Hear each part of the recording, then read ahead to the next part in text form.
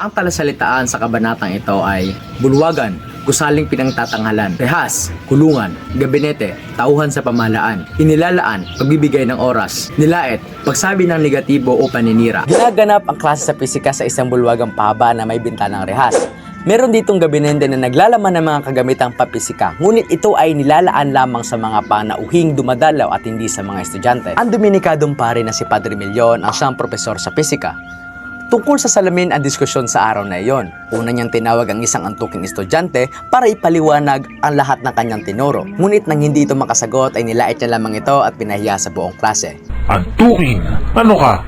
Tamad! Napansin at tinawag naman ni Padre Milyon ang kanyang ginagigiliwang estudyante na si Juanito upang ipaliwanag lahat ng kanyang tinuro. Ngunit kahit si Juanito ay di alam ang sagot, binulong ni Juanito kay Placido Penente na ibulong sa kanyang sagot. Tulungan mo ako!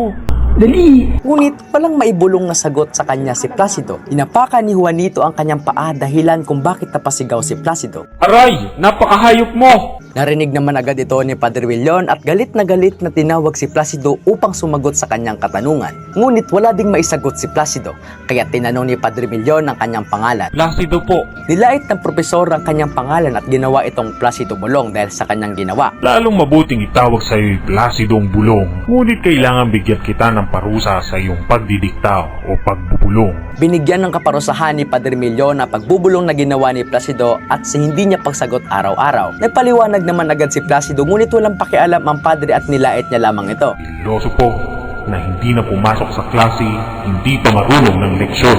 Galit na nalait si Placido sabay umalis sa bulwagan. Ano, Padre? Tama na! Mailalagay po ninyo ang lahat ng guhit na ibig ninyong ilagay, ngunit wala kayong karapatang laitin ako. Hindi na ako makatitiis sa inyong klase. Nagulat ang mga estudyante dahil ganoong pagsagot ay hindi pa nasasaksihan kailan paman. Galit na pinagmasdan ni Padre Milyon ang estudyante niyang si Placido habang ito ay umaalis sa bulwagan. At doon nagtatapos ang ika-13 kabanata ng El Filibusterismo. Ako nga po pala ulit si Mark Erosi Oranyo. Maraming salamat po.